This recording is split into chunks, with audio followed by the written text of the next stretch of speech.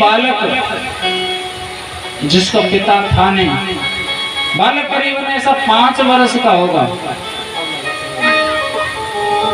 बालक केवल 5 वर्ष का होगा, उसकी माता कई दिन से बीमार है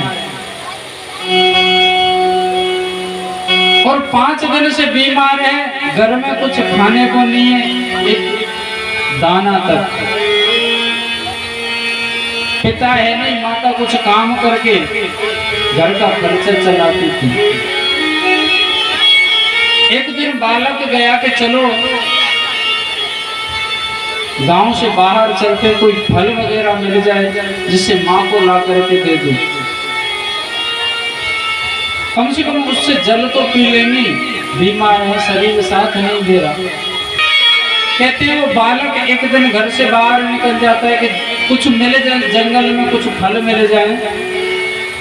तो कहते एक जगह के उसने एक बेलपत्र का पेड़ देखा और पूरे बेलपत्र पर 2 बेल के फल लगे हुए थे और जहां पर बेल के फल लटके हुए थे वहीं पर शिवलिंग स्थापित था, शिवलिंग स्थापित था। और उस बालक की कहते लंबाई कम पड़ गई, बेचारे ने नीचे से प्रयास किया उन बेल फलों को पकड़ने का, लेकिन नहीं पकड़ सके। दोपहर का समय, गर्मी का टाइम, पंडित जी तो सुबह आते थे वहां पर पूजा करने के लिए, फिर चले जाते थे। उसने देखा कि चलो यहाँ पंडित जी भी नहीं है, ये महादेव पे चढ़ के इन बेलपत्रों को तोड़ लो। महादेव पर चढ़ गया और उन बेलपत्रों को तोड़ने का प्रयास कर रहा है। गर्मी के समय में पसीना आ जाता है, 2 बूंद टपक गई शिवलिंग पर, महादेव प्रकट हो गए सामने। और महादेव को देख करके वो बालक डर गया। 5 वर्ष का बालक क्या जानता है, हाथ जोड़ करके खड़ा हो गया, बाबा मुझे मारना मत, मेरी माता बीमार है और उसके खाने के लिए कुछ नहीं, इसलिए फल को तोड़ना चाहा मैंने, क्षमा कर दे, मुझसे गलती हो गई। उसे लगा कि कोई ये महात्मा है और मैं ये महादेव पर चढ़ाऊं, शिवलिंग पर चढ़ाऊं तो ये मेरी पिटाई करेगा। अरे नहीं नहीं बेटा, मैं तो महादेव हूं,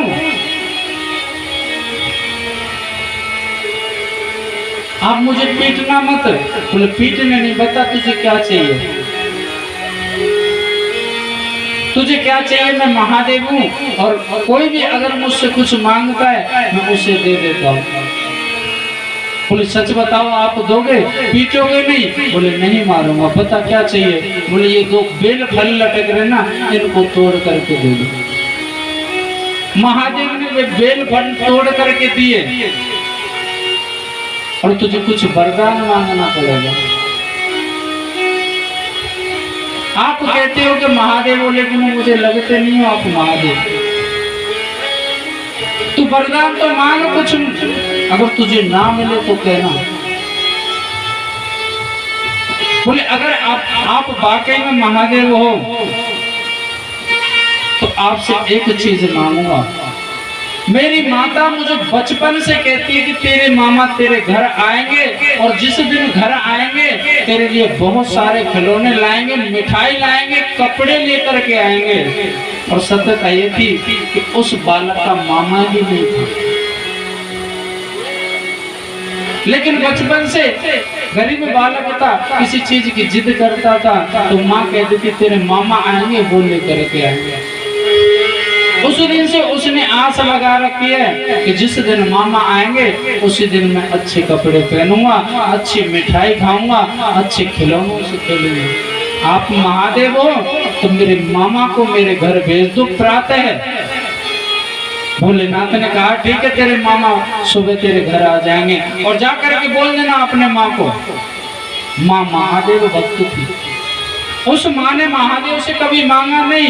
उन्होंने क्या मांगा कि महादेव मेरी कुटिया में एक दिन जरूर आऊंगा। उन्होंने ये नहीं कहा कि मुझे ये वस्तु चाहिए, ये वस्तु चाहिए। वो सिर्फ एक ही बात कहती थी कि महादेव अगर मेरी भक्ति सच्ची है तो एक दिन मेरी कुटिया में जरूर आऊंगा। आज उस बालक ने कहा कि प्रातः मेरे मामा आ जाएं। ठीक है, तेरे मामा आ जाएंगे, तू जा। और इनका क्या करेगा, मेरी माता बीमार है। ठीक है, तेरे मामा दवाई भी लाएंगे, औषधि भी लाएंगे। वहां से महादेव पहुंचे, नंदी से बोले, नंदी आज चलना है। कहाँ बाबा? बोले बहुत जरूरी काम है। चलो बाबा बैठो।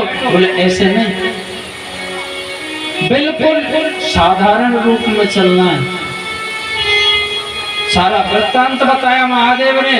और प्रातः 5 बजे तो दरवाजे पर जाकर के आवाज लगा दी कि भांजे, ओ भांजे। माता ने आवाज सुनी कि ये भांजे वाला कौन आ गया। बालक तो रात्रि भर सोया ही नहीं। उसने आवाज सुनी, दौड़ करके पहुंच गया, मामा आगे, मामा आगे, मामा आगे। जबकि साक्षात कौन थे, महादेव। उसने आवाज सुनी कि मेरे मामा तो है नहीं, ये है कौन। महादेव के जैसे दर्शन किए, आंखों में आंसू ला करके और बालक को दिखाने के लिए सीने से लिपट गए। बोले भैया अब आए हो आप, छिपन निकाल दिया, कब से आपकी पूजा की। ऐसे थोड़ी ना होता है। महादेव ने कहा ना बहन अब आ गया हूं मैं किसी जरूरी कार्य में था। उस बालक को भी गोदी में ले लिया। कहते हैं कि अगर भगत की भावना अच्छी होती है, प्रेम होता है, हृदय से आवाज निकलती तो महादेव जरूर पहुंचते हैं।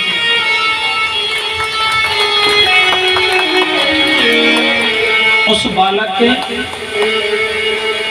गोदी में लेकर के महादेव ने अपने हाथों से मिठाई खिलाई और खिलौने दे दिए कि जा अपने मित्रों को बता। जब वो बालक चला गया तो कहते चरणों में लेटने के लिए चरणों में गिर पड़ी।